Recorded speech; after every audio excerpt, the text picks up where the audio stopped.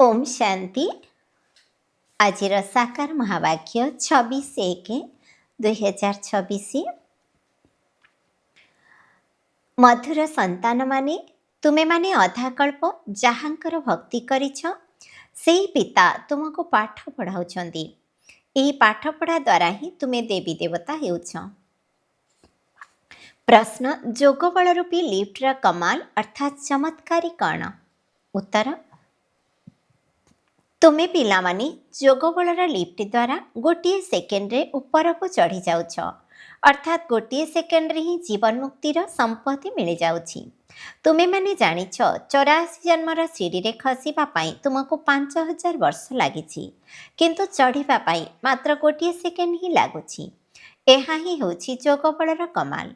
बाबा को मने पकाइबा द्वारा सबु पाप कटि जाउछि, आत्मा सतो प्रधान होई जाउछि।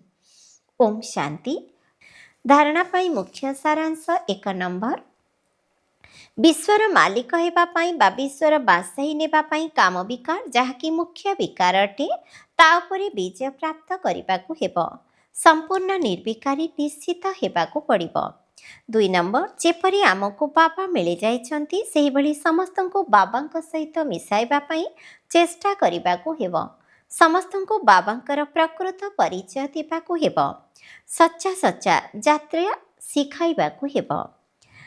वरदान, गम अर्थात दुखर दुनिया सम्मुखरे थिले मध्य बेगमपुर बादशाहर अनुभव करुथिबा अष्ट शक्ति स्वरूप हुआ।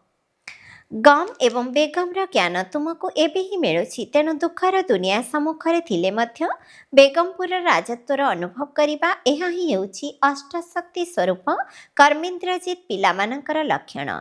एबे ही तुमମାନଙ୍କୁ बाबाଙ୍କ द्वारा सर्वशक्ति गुड़िक प्राप्त हेउछि, किंतु जदि कौनसी संग दोषरे पाड़ी बा कौनसी कर्मेन्द्रियर वशीभूत होई निजर शक्ति को हराई देउछ, तेबे बेगमपुर जे खुशी बा निशा तुमको मिलुछि ताहा स्वतः ही हजि जाउछि एवं बेगमपुर बादशाह अर्थात सुख दुनियार सम्राट होई मध्य सुखर कांगाल होई जाउछ।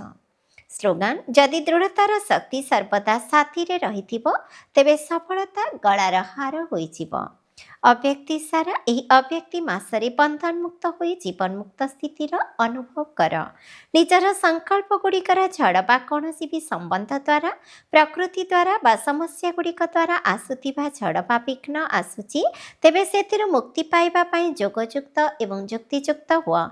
जे पर्यंत जोगयुक्त होई ना से पर्यंत विघ्न सहित युक्त होई रहिथिबो। ओम शांति।